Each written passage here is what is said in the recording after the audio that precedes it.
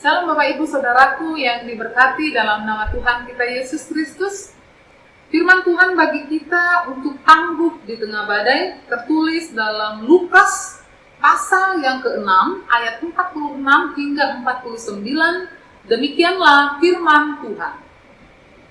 Mengapa kamu berseru kepadaku, Tuhan, Tuhan, padahal kamu tidak melakukan apa yang aku katakan? Setiap orang yang datang kepadaku dan mendengarkan perkataanku serta melakukannya, aku akan menyatakan kepadamu dengan siapa ia dapat disamakan. Ia sama dengan seorang yang mendirikan rumah. Orang itu menggali dalam-dalam dan meletakkan dasarnya di atas batu. Ketika datang air bah dan banjir melanda rumah itu tidak dapat digoyahkan, karena rumah itu kokoh dibangun. Akan tetapi barang siapa mendengar perkataanku, tetapi tidak melakukannya, ia sama dengan seorang yang mendirikan rumah di atas tanah tanpa dasar. Ketika banjir melandanya, rumah itu segera rubuh dan hebatlah kerusakannya. Amin. Bapak Ibu Saudaraku yang terkasih, teks yang baru kita baca ini adalah tentang dua gambaran dasar bangunan. Dua gambaran dasar bangunan, yang pertama di atas tanah, yang kedua di atas batu. Dua gambaran ini digambarkan Yesus, dan memang sebelum kita berencana untuk membangun rumah, Bapak Ibu Saudaraku yang terkasih, dibutuhkan keseriusan, ketelitian kepada hal-hal yang detail. Dan memang kokoh atau tidaknya bangunan itu tergantung di atas apa dia dibangun. Di atas apa bangunan itu, jadi bukan karena bangunan itu tinggi, setinggi apapun bangunan itu, sehebat apapun bangunan itu, kuncinya adalah ada pada dasarnya, pada dasar bangunannya. Yang pertama Bapak Ibu Saudaraku yang terkasih, dibangun di atas tanah, di atas pasir. Bangunan yang dibangun di atas pasir, teks ini menggambarkan dasar bangunan di atas tanah tanpa dasar. Saudaraku,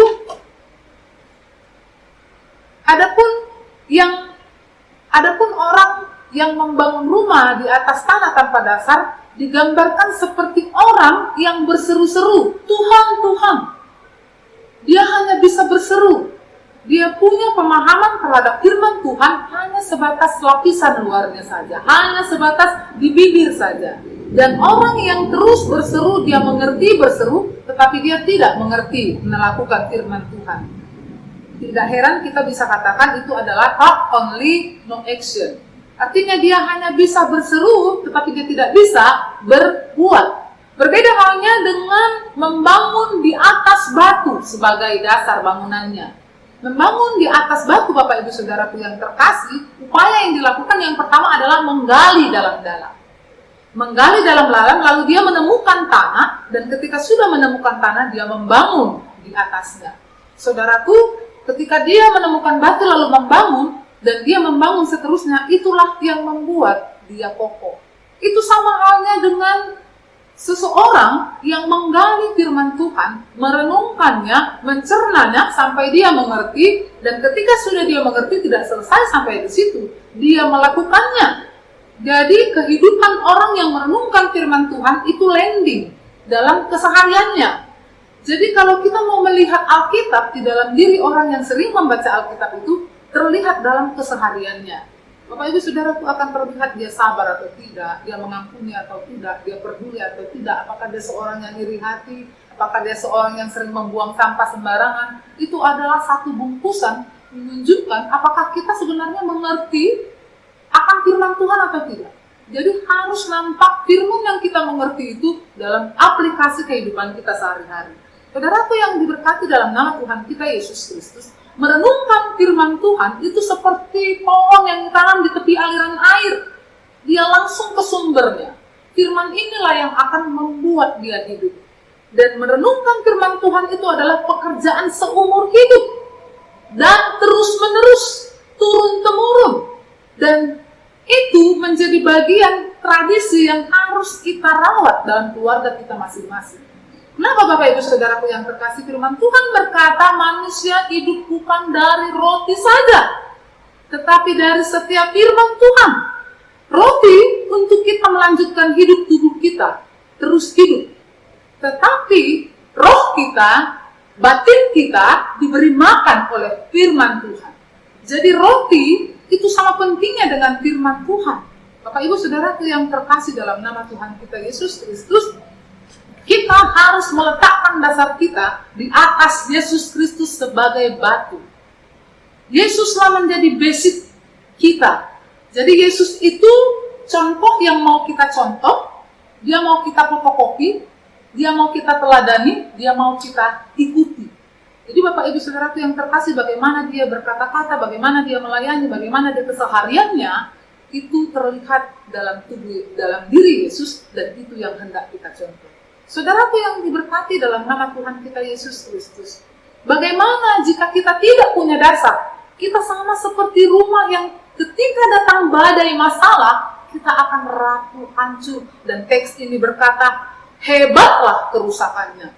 Jadi kalau orang yang tidak punya fondasi dalam hidupnya, ketika masalah sedikit datang, tidak heran banyak rumah tangga yang broken home. Kenapa? Memang mereka tidak punya dasar. Mereka tidak punya kekuatan.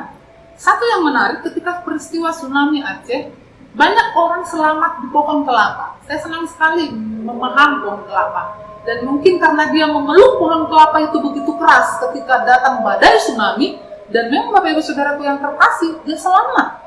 Tapi memang kalau diselidik-selidiki Bapak Ibu Saudaraku yang terkasih dalam nama Tuhan kita Yesus Kristus, kenapa bisa bangunan itu bisa rubuh? Bukankah bangunan itu hebat, kuat, kokoh, terbuat dari semen, baja? Tapi kenapa pohon kelapa yang kayaknya hanya kecil seperti itu bisa tetap bertahan? Secara biologi, kalau kita lihat dia punya daun yang streamline, artinya dia meloloskan angin, dia nggak menyimpan. Yang kedua, dia punya batang tunggal yang elastis. Yang ketiga, di sinilah letak kekuatannya. Dia punya akar serabut yang kesana, mengelilingi batangnya. Jadi ketika sekencang apapun badai datang, Bapak Ibu Saudaraku yang terkasih, dia tetap kokoh. Itu tergantung akarnya. Kenapa banyak pohon-pohon bisa tumbang? Karena akarnya.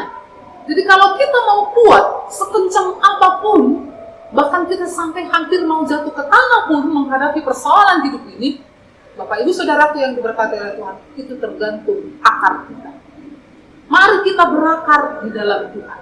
Mari kita terus mendalami firman. Ini adalah makanan rohani yang akan menutrisi batin kita, menutrisi spiritualitas kita, sehingga kita menjadi orang yang kokoh. Badai mau kayak manapun menerjang, kita akan tetap kuat, walaupun mungkin kita sudah hampir tergeletak. Tetapi karena kita berakar kepada Kristus, yang terus di musim kemarau pun kita tetap berbuah. Bapak Ibu Saudaraku yang terkasih dalam menjalani rumah tanggamu, sangat penting sekali memperhatikan dasar rumah tangga kita. Jadikanlah Tuhan Kristus sebagai dasar kita. Terpujilah nama Tuhan, mari kita tangguh di tengah badai pandemi COVID. Tuhan Yesus memberkati. Salam.